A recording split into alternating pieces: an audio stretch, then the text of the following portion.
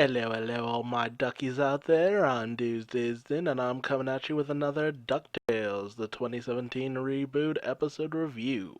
This time it's season three's episode 5, titled Louie's 11. So, that should tip you off. It's an Ocean 11 parody, so it's a heist episode, as, Louie would want to do. When you get Louie, there's a scheme involved. And we opened up this episode with the three caballeros. Just bam, boom, there they are, performing a little ditty. However, when Donald goes to sing, in comes Panchito in order to sing himself. But Panchito's singing is interrupted by Jose and his dancing, and they start to fight, which broke up the band in the first place. So it's just like, yeah, how are you guys gonna be an actual performing group when you can't even just chill out? But we come to find out this is all in an effort in order to get Scrooge to sponsor them, only for them to be kicked out by Duckworth/Demonworth. However, Louis has a plan in order to get the three caballeros up on the charts, making him that money. Namely, that Louis has an idea in order to get them on Emma Glamour's It List, which is the list that discovers new talent every year. It's basically kind of like a theme where you're able to put something out there, it becomes popular for about a year or so, and then it just kind of goes away. Web famous for the most part. But Louis has made up this perfect scheme, which he has 11 components, all for making a plan. So he has 11 different people all involved with this. So he has himself, Dewey, the three Caballeros, Donald, Panchito, and Jose. And then you have Huey, who forges Emma Glamour's signature to an invitation. Fe- uh, I want to say Fenton Crackshell Cabrera. I don't know why I wanted to say that. Gyro Gearloose creates comm devices for them, experimental and very likely to explode. They scope out the venue and find that none other than Daisy Duck, in her very first appearance in a animated form of DuckTales. She never appeared in the original series. She appeared here and there in the comics, but she was mainly featured in Quack Pack, where she was a reporter. But her style here is very reminiscent of her very first appearance in Donald Duck's Diary. I think that was the name of it, which was an old animated short, which was one of uh, Daisy's very first appearances. She had this very stylistic look and all that. So that's a deep cut right there. But she is Emma Glamour's assistant, and she's trying to make sure everything is perfect, as Emma Glamour has a very, very picky taste. So once the day of Emma Glamour's little it celebration comes, they find out that Falcon Graves is actually working security, which is bad since he's definitely going to remember Dewey after Dewey cost him millions upon billions of dollars and threw him off a roof. So they end up disguising Dewey as DJ Daft Duck, and Daft Punk reference, and the three Caballeros as his entourage. And they're able to get in since Daisy is just telling him to make sure the line keeps moving. So they make their way in, but Dewey and Louie have a bit of a confrontation, as Louie wants to have his plan followed to the T, whereas Dewey wants to go out there and perform. But as the three Caballero, well, Panchito and Jose distract the guard to the stage, they incorporate one of Louie's friends in order to, I think her name was Jane. I'm pretty sure her name was Jane. In order to basically sabotage Daisy's wardrobe, causing her to go off and get it cleaned up. So, as Daisy makes her way off, Donald follows her in order to get her backstage pass, as Louie's plan is to go up to Emma Glamour and talk up the three Caballeros. Unfortunately, Falcon Graves is now personally guarding Emma Glamour. So, they have a distraction in place with Louie having Dewey grab a harpy and shove her into the vent in order to get Falcon Graves to be distracted by going off to see what all the commotion is. We see a little bit of Daisy's own temper, which is, what makes her and Donald such a great couple. They both have anger issues. But Donald ends up going onto the elevator with Daisy, with Webby coming down in order to cut the power, in order to allow Donald to escape with Daisy's badge. Unfortunately, because of a hearing mistake and the fact that Donald ends up tangled in Daisy's bag, he's not able to get the backstage pass back to everyone else. With Donald unfortunately revealing what his plan was to crash the party with his band. Meanwhile, Dewey is feeling pretty bad that doesn't seem to want to be listening to anything that he has to say. But Louie tells Dewey that as long as they stick to the plan, everything will be fine. With Louie trying to tuck up the three Caballeros to Emma Glamour.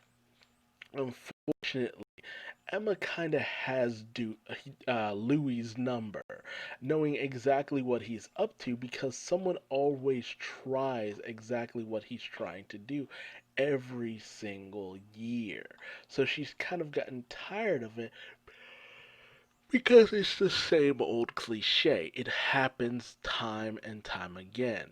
It's not interesting, it's not new, and it's definitely not it. However, this is all interrupted by the arrival of Gabby McStabberson and her cronies Hack and Slash, with us finding out that this is actually all an elaborate plot by Falcon Graves in order to get the phone of Emma Glamour. However, Louis still has one ace up his sleeve, the final member of Louis' 11, Manny, the headless man horse. Unfortunately, Manny is quickly handled by Falcon Graves. Meanwhile, Daisy shows off the dress she had wanted to show to Emma Glamour in order to get on the It list herself. But since she showed Donald what she was trying to do, she wants Donald to sing a little something for her. Since he's part of a band and since she wanted to be on the It list, he must have a great voice. And whereas most people would find Donald's voice grating and just awful, Daisy is actually very taken in by his voice, and they have a very cute moment together.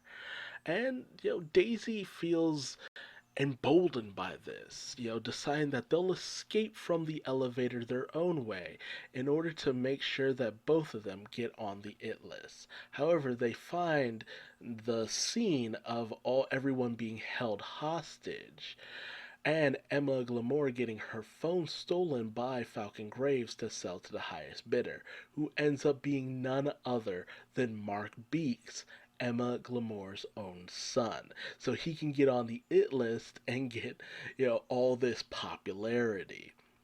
However, Louis is at a loss as to what to do. So Dewey comes up with his own plan, which was the yo-yo trick he had been trying to show off this entire time. And it ends up being so awful, it's captivating to everyone, including Emma Glamour, who thinks that he is it.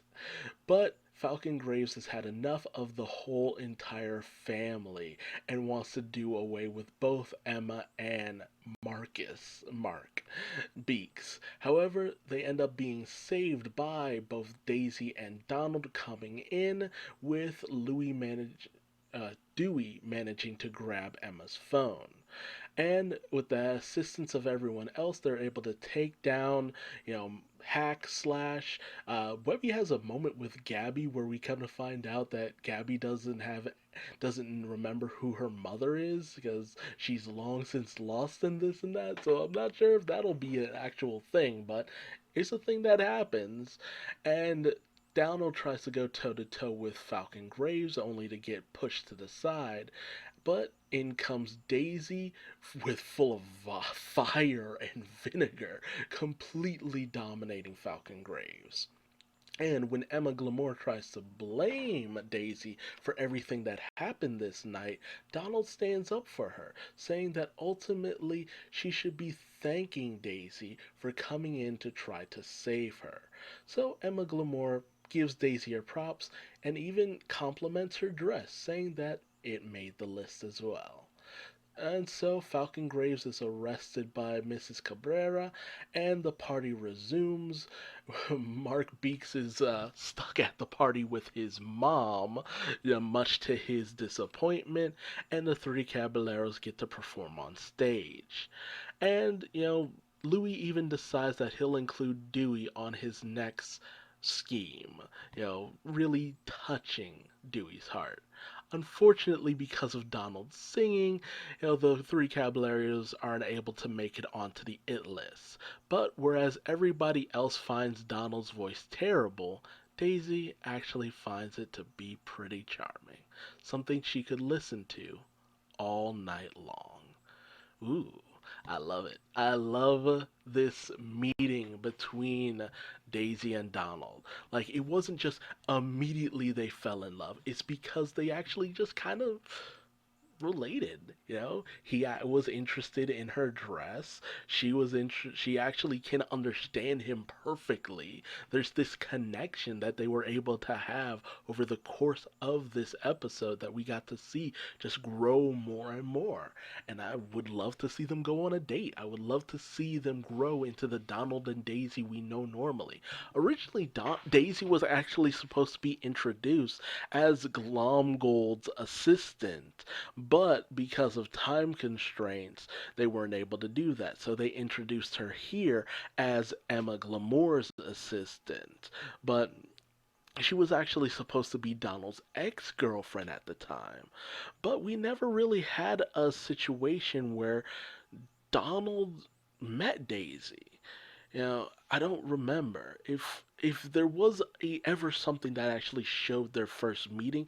I don't remember it because this feels like the very first time that I've ever seen any media show off their first meeting. If you have something that can correct me, please tell me in the comment section below. But I really did love this episode. It was great to see the three Caballeros come together yet again. The introduction of Daisy to DuckTales was very fun and very nice.